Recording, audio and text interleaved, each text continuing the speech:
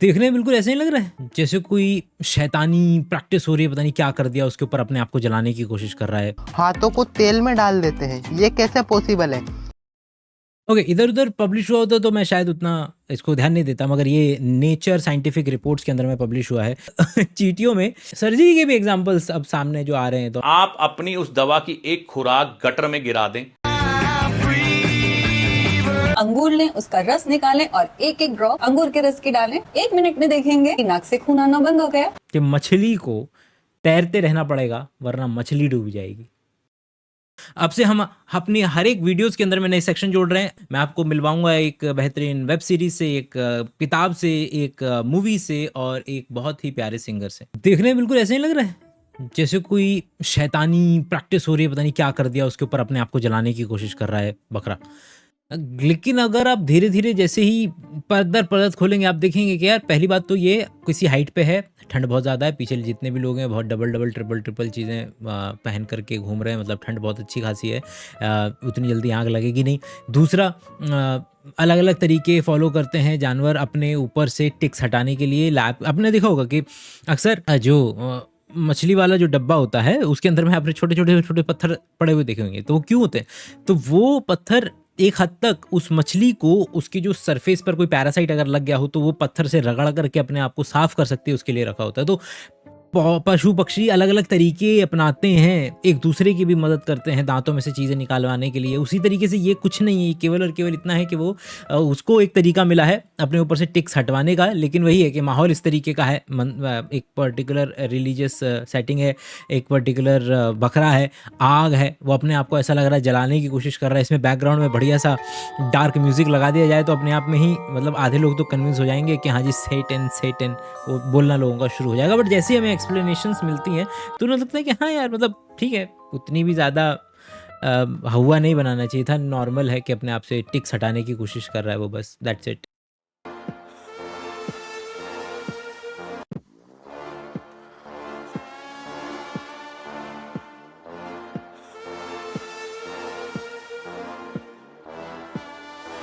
अच्छा, इंडिया के अंदर में भी आपने ये चीज़ देखोगी किस तरीके से पकौड़े वाले या कोई और लोग, मछली तलने वाले, पकौड़े तलने वाले लोग आजकल ये करके दिखा रहे हैं, स्टंट करके दिखा रहे हैं, देखो हमारा तो हाथ जलता नहीं हमारे। तो हेलो गाइस, आज हम आपको एक ऐसे शख्स से मिलाने वाले हैं जो बनाते हैं मूंग दाल के वड़े, हाथों को तेल में डाल देते हैं, ये कैसे पॉसिबल है? और फिर उसके ऊपर पॉइंट बस इतना सा है कि लोग जब उसके ऊपर उसको किसी पर्टिकुलर धर्म या किसी पर्टिकुलर आशीर्वाद और कृपा वगैरह से जोड़ देते हैं, तब थोड़ा सा लगता है कि यार यहाँ कुछ गड़बड़ है। 70 डिग्री सेल्सियस पर 1 सेकंड में हमारी स्किन जल जाती है, पर अंकल तो करीब 120 डिग्री सेल्सियस गर्म तेल से हाथों से पकोड़े निकालते हैं। डॉक्टर्स का कहना है कि इनका हाथ एकदम नॉर्मल है और इनका ये करतब तो अच्छे अच्छे साइंटिस्ट को हैरान कर दे। क्योंकि हमारे पास स्पॉन्सर नहीं है तो यहाँ पर हम प्लग इन बायोशाला का ऐप डाउनलोड करें। 250 रुपये का कोर्स अगर आप खरीदेंगे तो उससे मुझे मॉनेटरी फ़ायदा मिलेगा, आपको साइंस की लंबी बातें मिलेंगी, दोनों का फ़ायदा होगा, डबल थैंक यू मूवमेंट होगा और मैं कुछ नया ट्राई कर पाऊंगा, बढ़िया प्रोडक्शन वैल्यूज हो पाएंगी। तो थैंक यू फॉर डाउनलोडिंग बायोशाला का ऐप एंड परचेजिंग 250 वाला कोर्स। ये एक बेसिक सा बहुत प्यारा सा डेमोन्स्ट्रेशन है लाइडेन फ्रॉस्ट इफेक्ट का। अभी आप देखें, अगर इसके इस वीडियो के अंदर में भी अगर आप देखें तो उसने क्या पहना हुआ है, उसने पहना हुआ है ग्लव्स। और वो अगर व्यक्ति बहुत देर से काम कर रहा है, ग्लव्स उतारा है, बहुत देर से काम कर रहा है, तो हाथ पे पसीना की एक बहुत पतली सी कवर बनेगी, बहुत पतली सी परत बनेगी।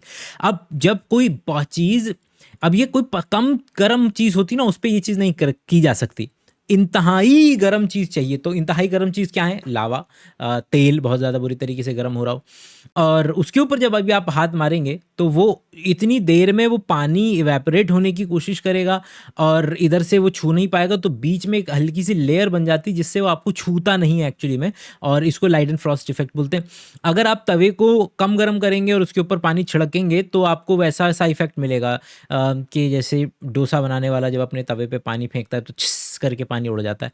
लेकिन अगर बहुत ही ज़्यादा अगर आपने अपने तवे को गर्म कर रखा है और फिर उसके बाद अगर आप उसके ऊपर पानी डालते हैं तो फिर आपको वो ऐसा लगेगा जैसे उसके ऊपर तैर रही है, ग्लाइड कर रही है, वो पूरे तरीके से उड़ भी नहीं पाएगी उतनी जल्दी जितनी, क्योंकि उसको कांटेक्ट में नहीं आ पा रही है, बस एक बीच में एक लेयर बन गई है स्टीम की, जिसकी वजह से वो ऊपर ऊपर ऊपर ऊपर ऊपर ऐसे तैरती हुई नज़र आती है, और इसी को आप लाइट एंड फ्रॉस्ट इफेक्ट कहते हैं। और जैसे ये एक्सप्लेनेशन पता चलती है तुरंत वो ख्याल कि अरे ये कितना जलते तेल में हाथ डाल दिया। वो अगर आप देखेंगे तो पकौड़े में हाथ सना हुआ है, तो वो पानी में एक बार हल्का सा ऐसा हाथ किया, और पानी में से अगर आप बहुत जल्दी से डालेंगे तो कोई प्रॉब्लम नहीं होगी आपको, हाथ आपका नहीं जलेगा। लाइट एंड फ्रॉस्ट इफेक्ट, ये साइंस रूल्स। अगर कोई व्यक्ति लंबे समय से बीमार चल रहा है या अभी अभी बीमार हुआ है, डॉक्टर ने दवा लिखकर दी है और दवा आपके जीवन से निकल नहीं रही, छूट नहीं रही, तो क्या करें? आप अपनी उस दवा की एक खुराक गटर में गिरा दें, जो घर के बाहर चैम्बर हो, गटर का ढक्कन टूटा हो या जगह मिल जाए गटर में गिराने के लिए, या गंदी नाली चलती हो वहां पर गिरा दें। ऐसी सुविधा नहीं है तो घर के अंदर फ्लश कर दें। आप देखेंगे उस दवा से आपका या आपके परिवार वाले का पीछा छूटना शुरू हो जाएगा। और सुना होगा ना आपने कि घर के फला कोने में अगर आपने दवाई रख रखी है तो आपकी तो घर में ही रहेगी, आपके घर के लोग बीमार पड़े रहेंगे। या अगर आपने फला जगह रख दी तो फिर वो चीज़ आपका पीछा छोड़ देगी, गटर में डाल दीजिए। इसके अंदर में जो पॉइंट मैं डिस्कस करना चाह रहा था वो था रिलेटेड, जैसे शैम्पू आते हैं, तो शैम्पू के अंदर में भी अगर आप देखेंगे तो क्लोट्रिमाजोल या एजोल डेरिवेटिव के एंटी फंगल शैम्पू आते हैं, जिससे अगर आप नहाते हैं तो जो एक चीज़ आप भूल रहे हैं इंडियन कंटेक्स्ट के अंदर में, वो ये कि वही एंटी फंगल शैम्पू आपके सीवेज के ज़रिए नॉर्मल बाहर छोड़े जाते हैं। यहाँ तो हम तो अपना सीवेज को डायरेक्ट नदियों नालों में छोड़ देते हैं, तो इससे इकोलॉजी भी चेंज होती है। वो पर्टिकुलर जो एंटी फंगल, दुनिया में फंगस इतने ज़्यादा अलग अलग वैरायटी के और इतने ज़्यादा अलग अलग तरीके के हैं, और हर एक स्पीशीज़ को बचाना हमको इसलिए ज़रूरी है क्योंकि कौन सी स्पीशीज़ किसके साथ क्या संबंध बना के बैठी हुई है हमको मालूम नहीं है। तो एक को अगर हम छेड़ेंगे और उसकी वजह से कोई ऐसा इकोसिस्टम में बदलाव आए जो हम नहीं चाह रहे थे, वो हम झेल नहीं पाएंगे वैसे तो। और वो बात मुझे एक्सप्लेन करने की कोई ज़रूरत नहीं है कि भाई अगर आप नाली में डाल देंगे तो मतलब इतनी महंगी महंगी दवाइयाँ आती हैं, फिर उनको नालियों में डाल दें, भैया प्लीज़ उस व्यक्ति को खिलाएं जिस व्यक्ति को उसकी ज़रूरत है, ज़्यादा फायदा रहेगा। ज्यादा गर्मी में अक्सर नाक से खून आ जाता है, जिसको नक्सीर कहते हैं। तो क्या करें? अंगूर लें, उसका रस निकालें और एक एक ड्रॉप अंगूर के रस की डालें। 1 मिनट में देखेंगे कि नाक से खून आना बंद हो गया। नाक को बंद करके रखेंगे, आगे की तरफ रखेंगे, तब भी नाक से खून आना वैसे ही बंद हो जाएगा। गर्मियों में अक्सर हमें इसलिए देखने के लिए मिलता है क्योंकि फूल हुई हैं, चीज़ें फैलती हैं गर्मियों के अंदर में। आपने 8वीं क्लास में पढ़ा था कि ठंड में चीज़ें सिकुड़ती हैं, गर्मी में चीज़ें फैलती हैं, और आपकी जो नाक के अंदर में जो बहुत ही पतली कैपिलरीज हैं वो एक तो हैं बहुत ज़्यादा, क्योंकि आपको अगर ठंड में किसी व्यक्ति की नाक क्या वो निकलती आती नज़र आती है, लाल नज़र आती है, वहाँ पर वो लाल है क्योंकि शरीर उसको लाल कर रहा है, क्योंकि वहाँ पे वेजोडाइलेशन करवा रहा है ताकि जो बाहर से ठंडी हवा आ रही है उसको हम बॉडी के टेम्परेचर पे ला पाए वहाँ पर, इसलिए जो है वो मोटी है। गर्मी के अंदर में फैलने की वजह से और हल्का सा रप्चर वगैरह होने की वजह से आप नाक में से खून आ सकता है। लेकिन प्रॉब्लम वाली बात यह है कि अगर अंगूर जिसमें कि चीनी है, चीनी का पानी अगर आप ऐसी जगह डालें जहाँ पर पहले से क्या था, पहले से इन्फेक्शन था। भाई डायबिटीज़ के मरीज को घाव भरने में तकलीफ़ क्यों होती है? उसका घाव लंबे समय में क्यों भर रहा है? क्योंकि चीनी है, दूध, खून है, घाव है, मतलब कि वहाँ पर वो बैक्टीरिया पार्टी बना रहे हैं पागलों की तरह, उनके लिए बुफे लगा हुआ है और वो पागलों की तरह वहाँ पे काम कर रहे हैं। और अगर काम कर रहे हैं, खा रहे हैं, वहाँ पर पार्टी बना रहे हैं, तो फिर उसको वो जल्दी से भरता नहीं है वो पर्टिकुलर घाव। तो कहीं ऐसा ना हो कि जो आपकी हल्की सी माइनर इंजरी हुई है, आप नाक में अंगूर का रस डालने की वजह से आप इस बात को और इनवाइट कर रहे हैं कि वहाँ पे इन्फेक्शन और ज़्यादा लंबे समय तक परसिस्ट कर सकता है और सिचुएशन ज़्यादा गंभीर हो सकती है। जो ज़्यादातर फॉलो किया जाता है वो यही प्रोसेस है, नाक को ऐसे दोनों को बंद करके, बॉडी सर को थोड़ा सा आगे करके जो है आप रख सकते हैं, विच विल हेल्प कि थोड़ी देर में, या फिर ठंडा कोई चीज़ बर्फ़ वगैरह अगर आप चाहें तो वहाँ लगा सकते हैं, जिसकी वजह से वेजो कॉन्स्ट्रिक्शन होगा और खून को रुकने में आसानी होगी। और जैसे ये फर्स्ट एड हो जाएगा फिर अगली बार एक बार डॉक्टर को भी ज़रूर दिखाया जाएगा। वेल एंड गुड, अंगूर का पानी न डालें।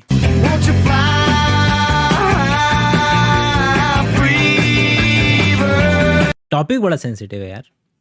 पॉइंट ये है कि ये सेम वैसे तो यूएस मिलिट्री को लेकर के है या फिर वॉर्स को लेकर के है और अमेरिका को लेकर के है, लेकिन ये हम एटलीस्ट कुछ तो वहाँ से सीख ले सकते हैं ना, और सीख ये है भैया, जो आदमी पल पल डरता रहता है बड़ी बड़ी चीज़ों से, वॉर से, हमारी टीवी पे वॉर ही चलती रहती है कि वॉर हो गई, या लड़ाई हो गई, या हमारी टीवी पे चलता रहता है कि भाई वो चीज़ें जो मर्डर हम जिसको बोलते हैं कि यार जिससे आदमी सबसे ज़्यादा डरता है, लड़ाइयों से, मर्डर से, वो कहीं भी आसपास नहीं घूमती हैं द नंबर ऑफ सुसाइड्स के। हमारे घर में कही गई, हमारे घरों के अंदर में रखी इंडिया के कंटेक्स्ट में ये बात बिल्कुल सत्य है कि इंडिया में आसानी से गन तो मिलती नहीं है, तो इंडिया में घरों के अंदर में कही गई बातें, माहौल, चाहे तुम्हारा बॉस हो, चाहे तुम्हारा गाइड हो, चाहे तुम्हारे टीचर हो, चाहे तुम्हारे घर वाले हो, उनकी कही गई बातें, माहौल इस तरीके का एग्जिस्ट करता है कि उनसे लोग ज़्यादा मरेंगे और 5-6 गुना ज़्यादा मरेंगे एज़ कम्पेयर टू सड़क पर एक्सीडेंट, सड़क पर किसी का मर्डर हो जाए, इस बात की संभावना बहुत कंपैरेटिवली बहुत ज़्यादा कम है।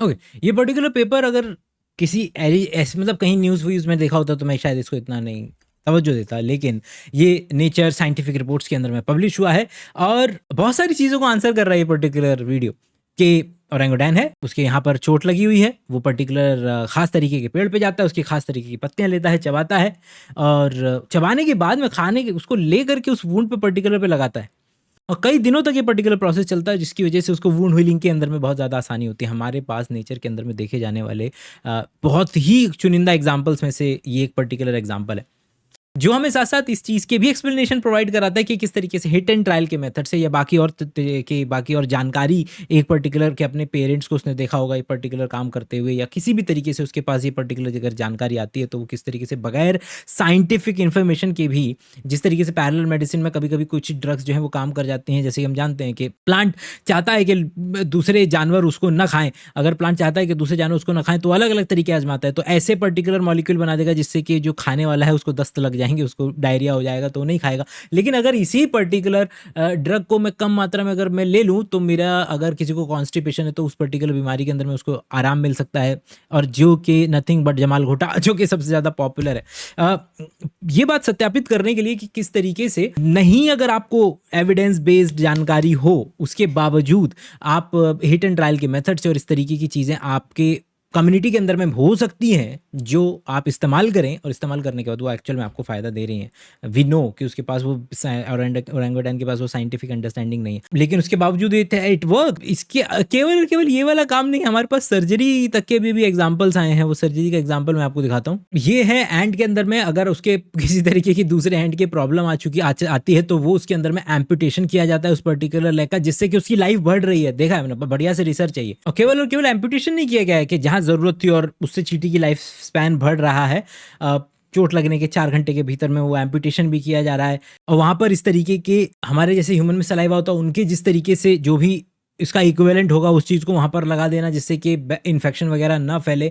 हमारे पास चींटियों में सर्जरी के भी एग्जांपल्स अब सामने जो आ रहे हैं, दोनों के दोनों। हमारे पास सर्जरी के एग्जांपल भी हैं, मेडिसिन के एग्जांपल भी हैं जानवरों के अंदर में। आप फन फैक्ट, ये एक एग है, मतलब सारे अंडे ऐसे गोल गोल नहीं नज़र आते हैं, कुछ अंडे ऐसे भी होते हैं, मतलब बहुत सारे। तो ये शार्क का एग है। अब इसमें शार्क के अंडे के अंदर में, क्योंकि उसके हल्के से ट्रांसपेरेंट होने की वजह से अंदर शार्क को आप ऐसे चलते हुए देख सकते हैं। वो अंदर क्यों चल रहा है शार्क का बच्चा? शार्क एक ऐसी मछली है जो कि अगर तैरेगी नहीं तो डूब जाएगी। दिमाग खराब करने वाला सिचुएशन है, पॉइंट है। जितने भी शार्क वगैरह उसके यहाँ पे स्लिट देखा है, कुछ मछलियां ऐसी भी देखी होंगी जिनके यहाँ पर स्लिट तो होता है, लेकिन उसके स्लिट के ऊपर में, उस कटे हुए के ऊपर में ऐसे कवर भी होते हैं, और वो कवर ऐसे हिलते रहते हैं। और जब वो हिलते हैं तो वो पानी को अंदर ऐसे फेंकते हैं गिल्स पे, जिसकी वजह से आप उस पानी में से वो जो मछली है ऑक्सीजन निकाल सकती है। लेकिन अगर आपने ध्यान दिया हो तो शार्क के नहीं होते हैं गिल के, कवर नहीं होते, तो उसको पानी में ऐसे भागना पड़ता है कि पानी ऐसे घुसे उसके अंदर में, कि पानी डायरेक्ट जाए। और जब पानी डायरेक्ट ऐसे जाता है तो उसमें से ऑक्सीजन जो है वो निकाल पाती है। मतलब कि शार्क को हमेशा तैरते रहना पड़ेगा। अगर शार्क को हमेशा तैरते रहना पड़ेगा इस पर्टिकुलर वजह से, तो ये सेम रीज़न अप्लाई होता है उसके अंडे के अंदर में, उसके बच्चे पर भी, कि उसको भी हिलते रहना पड़ेगा ताकि उसको ऑक्सीजन मिलती रहे। कितना अजीब ख्याल है, कितना अजीब दुनिया है ये, कि मछली को तैरते रहना पड़ेगा वरना मछली डूब जाएगी। आज की किताब है सदगति। वैसे तो ये किताब, ये कहानी जो है वो मुंशी प्रेमचंद ने लिखी हुई है, और एक हमारे भारत का बहुत बड़ा नाम सत्यजीत रे ने इस पर एक फिल्म भी डायरेक्ट की है। ज़्यादा फिल्में तो उन्होंने हिंदी में डायरेक्ट नहीं की हैं, शतरंज के खिलाड़ी, सदगति, यही हैं कुछ। तो सदगति आपकी सोशल कमेंट्री के ऊपर एक तो मुंशी प्रेमचंद ने ही इतना बेहतरीन लिख दिया था, और मूवी तो एक नंबर जो हमेशा से सत्यजीत रे की पकड़ रही है उतर रही है। ये कहानी भारत के समाज के मुंह पर तमाचा है। बस आई होप कि इतना स्टेटमेंट काफ़ी होना चाहिए आपके लिए ये मूवी और ये कहानी पढ़ना। फिर भी अगर एक एक्स्ट्रा वजह चाहिए ही आपको तो फिर स्मिता पाटिल और ओमपुरी, अगाशी जी, इनके लिए, इन 3 बंदों के लिए ये मूवी देख सकते हैं। क्या खड़ा हो गया यहाँ? चल भाग यहाँ से। तू क्या सोचता है मैं यहाँ खाली बैठा हूँ कि जब जो जहाँ बुलाए उसी दम चल पड़ो? नहीं महाराज, मुझे पता है आपको दम लेने की भी छुट्टी नहीं, पर आपके बिना मेरी बिटिया की सगाई भी तो पक्की नहीं हो सकती। उसके पेट में खाना नहीं था, बदन में ताकत नहीं थी। आपका क्या बिगाड़ा था महाराज?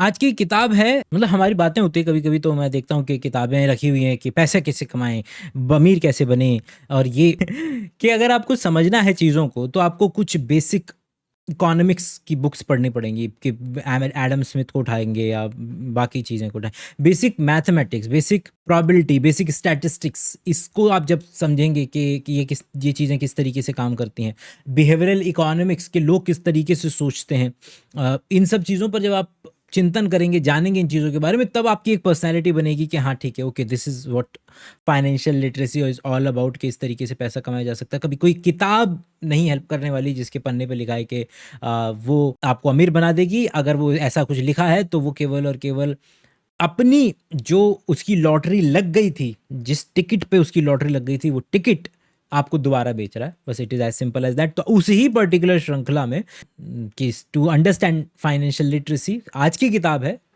किताब का नाम है स्टैंडर्ड डिविएशन, और स्टैंडर्ड डिविएशंस लिखी है गैरी स्मिथ ने। उसी में इसी सिलसिले में कि आपको बेसिक्स ऑफ मैथमेटिक्स अच्छे करने पड़ेंगे, तब जाकर के आपको ये पैसे की दुनिया शायद थोड़ी बहुत समझ में आएगी। तो आज की किताब स्टैंडर्ड डिविएशंस। बहुत खूबसूरत है हर बात, लेकिन अगर दिल भी होता तो क्या बात होती। लिखी जाती फिर दास्ताने मोहब्बत, लिखी जाती फिर दास्ताने मोहब्बत। एक अफसाने जैसी मुलाकात होती, हुजूर इस कदर भी ना इतरा के चलिए। खुले आम चल लहरा के चलिए, खुले आम चल लहरा के चलिए। हुजूर इस कदर भी ना इतरा के चलिए।